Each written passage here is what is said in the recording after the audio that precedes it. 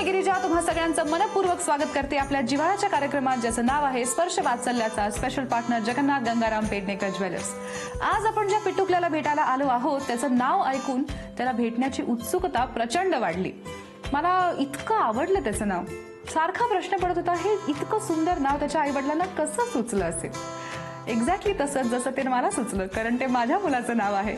कबीरला आपण भेटायला आलो आहोत. मात्र हा कबीर छोटा आहे आणि बिर्ला कुटुंबात वाढतोय पुण्यातल्या थेरगाव परिसरात. चला तर मग बघूया हा छोटा कबीर आणि त्याचे कुटुंबीय काय म्हणतात. स्पर्श सुखाचा बालपणाचा अनुभव चलाता, स्पर्श वाचल्याचा, स्पर्श वाचल्याचा, स्पर्श वाचल्याचा.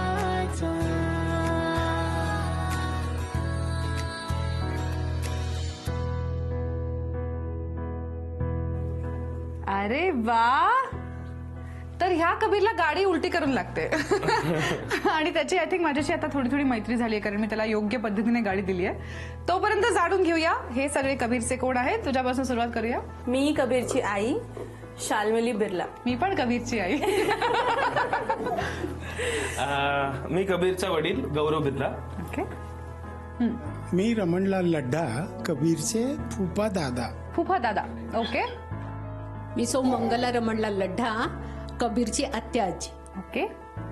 मी कबीरची पणजी रुक्मिणबाई बिर्ला. ओके. मी अशोक बिर्ला, कबीरचा आजोबा. मी सौ शोभा बिर्ला, कबीरची आजी. मी शलाका शहाणे, कबीरची आजी. चला, सगळ्यांची छान ओळख झाली आहे. आता कबीरच्या आई बाबांची गप्पा मारूया.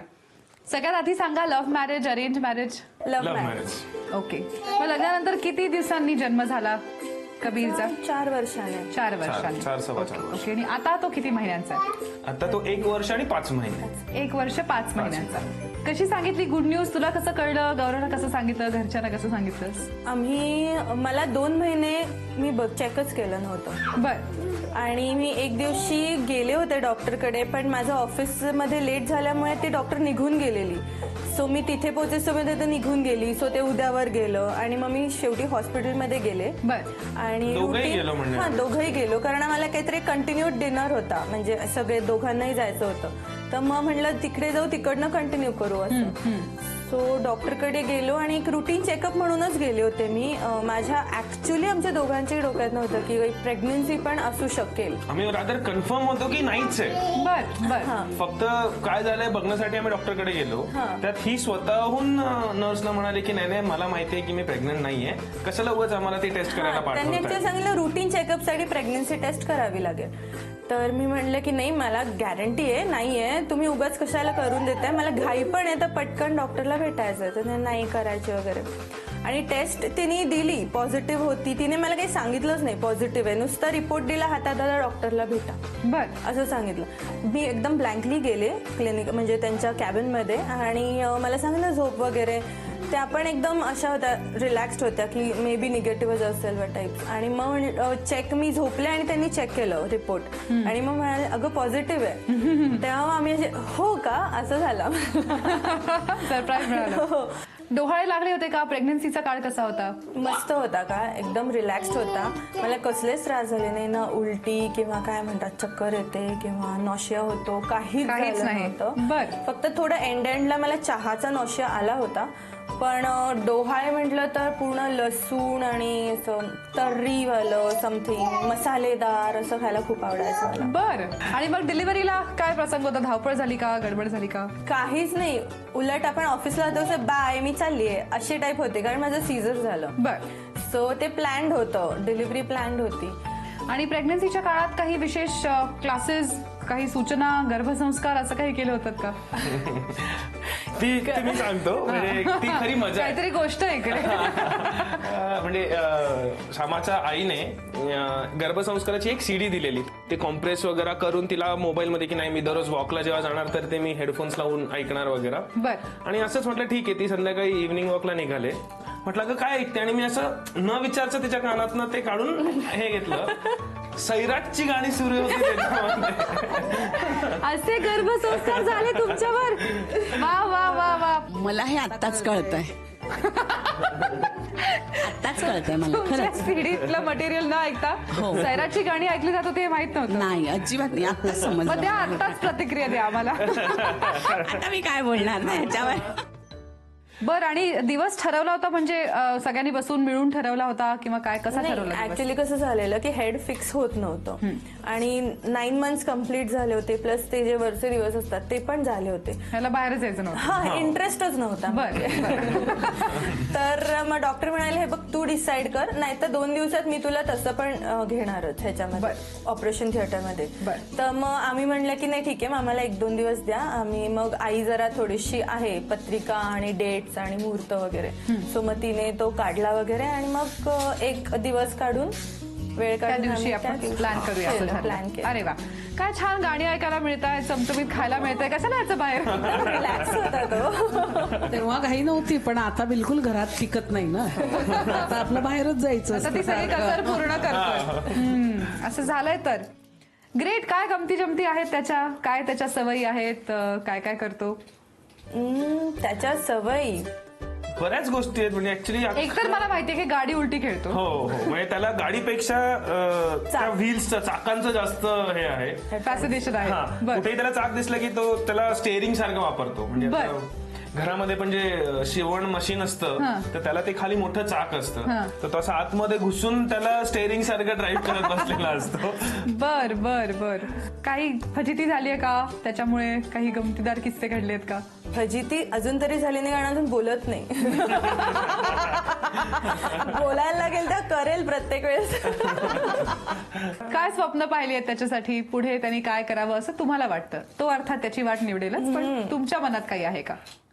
ऍक्च्युली मला तरी असं वाटतं की त्याने काहीतरी आउट ऑफ द वे जाऊन करावं. म्हणजे जे कन्व्हेन्शनल एज्युकेशन आहे, आम्ही स्वतः कन्व्हेन्शनल एज्युकेशन घेतलंय, मी स्वतः CA केलंय, ही स्वतः MBA केलेलं आहे. तर आम्हाला असं वाटतं की त्याने ते न करता काहीतरी एक वेगळं फील्ड निवडावं, वेगळं काहीतरी करावं. ओके. म्हणजे आयदर स्पोर्ट्स मध्ये जावं किंवा which is not related with a normal education, conventional बर एज्युकेशन. बर. आणि तुला काय वाटतं? मला एक जनरल एअरक्राफ्ट, एरोप्लेन्स ह्याचं खूप जास्त अट्रॅक्शन आहे, फॅसिनेशन म्हणता येईल. माझी इच्छा आहे त्यांना एअरफोर्स पायलट वगैरे बनावं, मस्त असं स्मार्ट. वा. आज आपण आहोत कबीरच्या घरी आणि आता आपण त्याच्या दोन्ही आज्यांशी गप्पा मारणार आहोत. सगळ्यात पहिला प्रश्न म्हणजे सुनेनी आणि तुमच्या लेकीने जेव्हा गुड न्यूज दिली तेव्हा पहिल्यांदा काय प्रतिक्रिया होती? सासूबाई? एकदम खूप आनंद झाला. अगदी डोळ्यात पाणी आलं आणि मी पहिल्यांदा त्या वेळेला शाल्मलीच्या कपाळाचं चुंबन घेतलं. हो, पहिल्यांदा. त्याच्या आधी असं कधी झालं नव्हतं?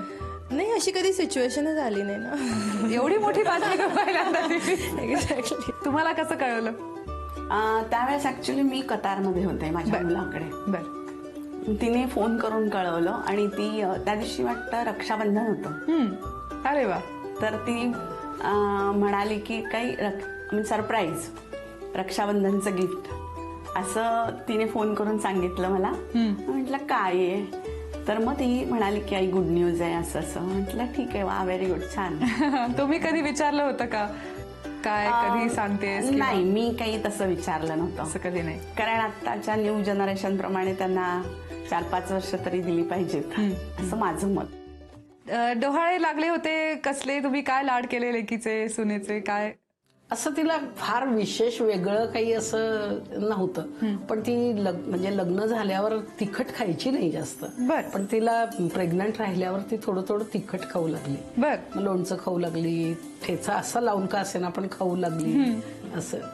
आणि तुमच्या हातचं काय आवडायचं?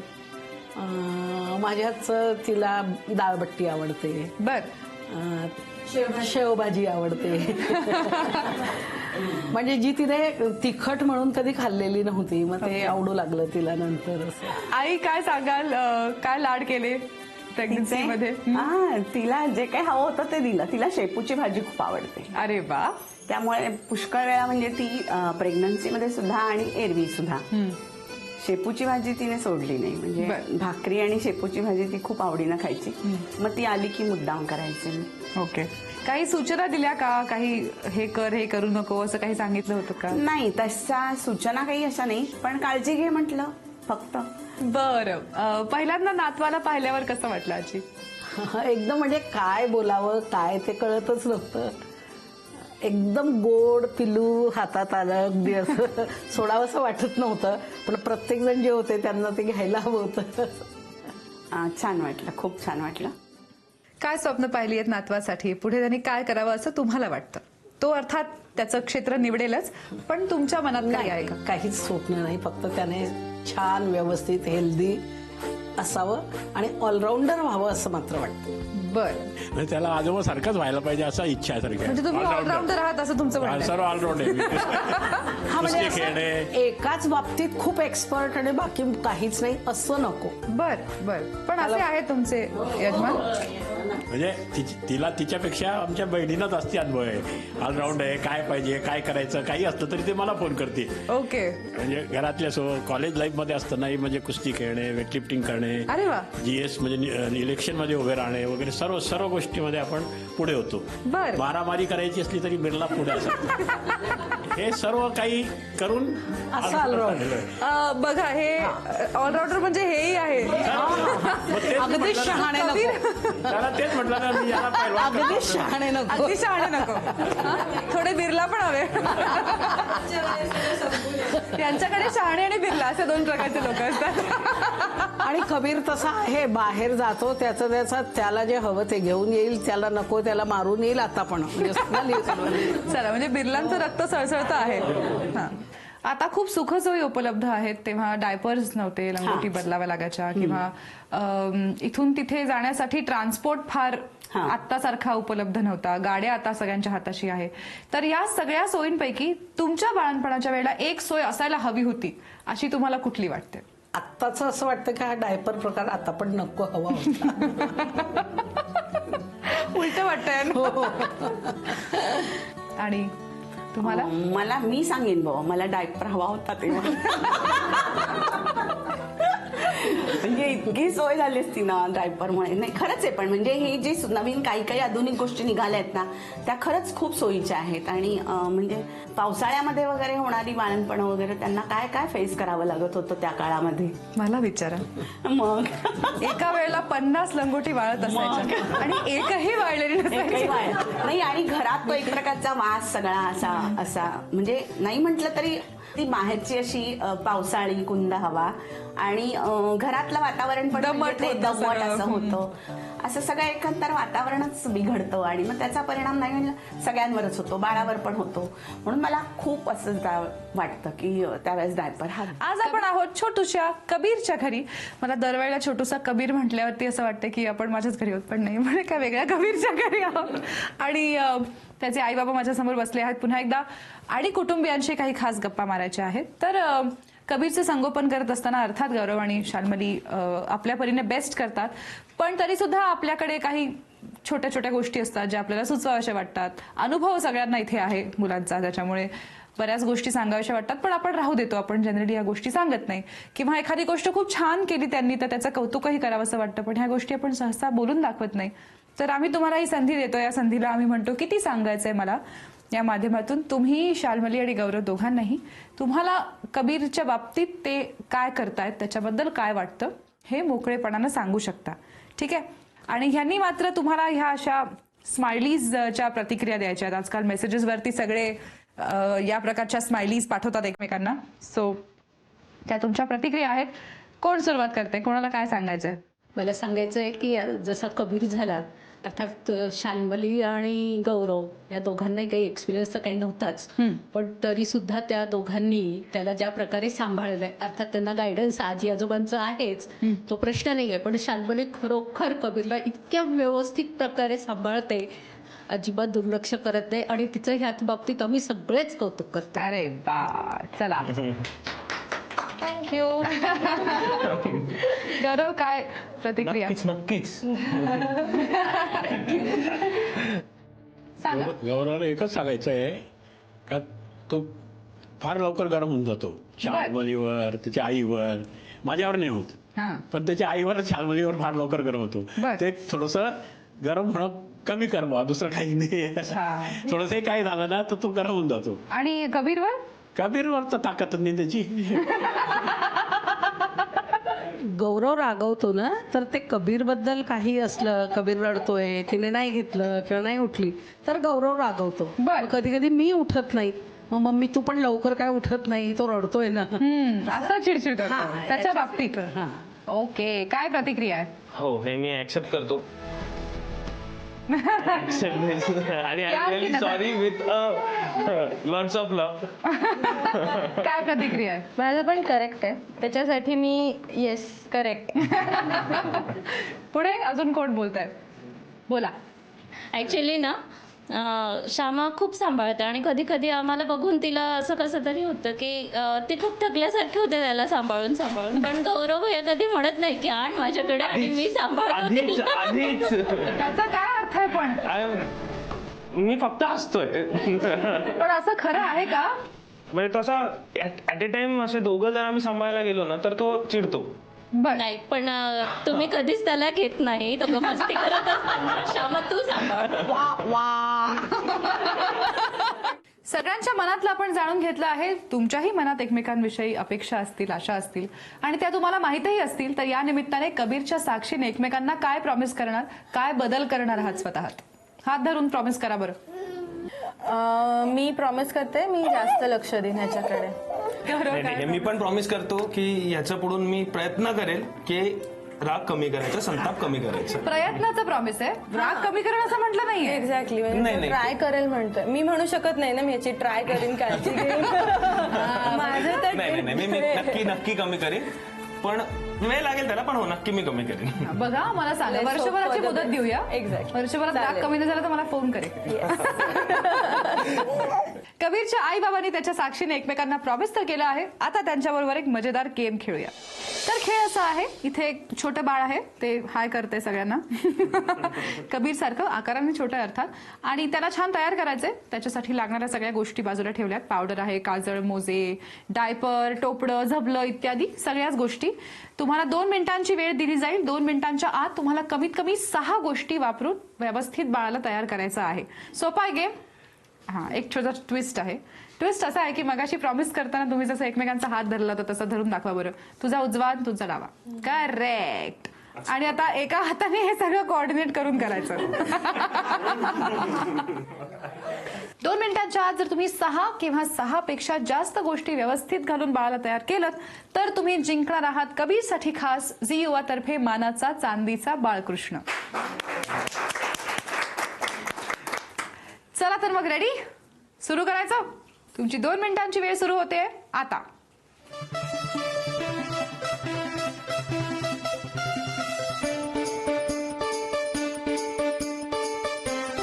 पावडर परत नीट लावा चेहऱ्यावरती.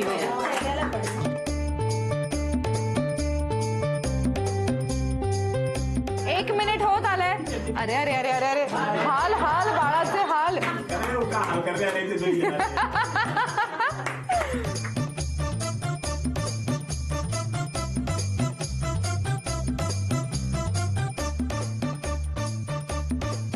30 सेकंद उरलेत. ओके, झबलं ट्राय करताय का? शेवटचे 20 सेकंद उरलेत. नीट गुंडाळायला पाहिजे टॉवेल. हा, 10, 9, 8, 7, 6, 5, 4, 3, 2, 1. वेळ संपली.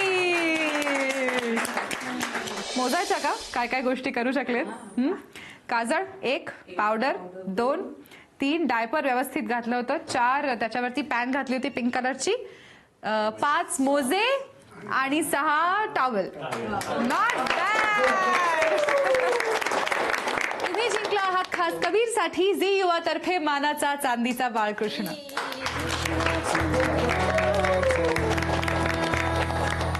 कबीरला आणि बिर्ला कुटुंबियांना भेटून आज खरंच खूप मजा आली. आशा आहे तुम्हालाही हा भाग आवडला असेल. आता भेटणार आहोत पुढच्या भागात एक नवं बालपण साजरं करण्यासाठी आपल्या जिव्हाळ्याच्या कार्यक्रमात, ज्याचं नाव आहे स्पर्श वात्सल्याचा. Special partner Jagannath Gangaram Pednekar jewellers.